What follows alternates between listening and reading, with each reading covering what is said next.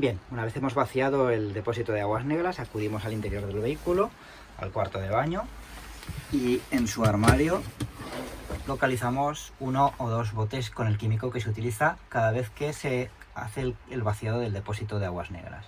No cada vez que usamos el váter, ¿de acuerdo? Solo cuando lo vaciamos, el depósito.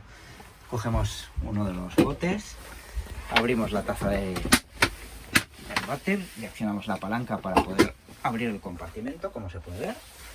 Y dentro del bote cogemos una dosis y la depositamos en el interior del cassette.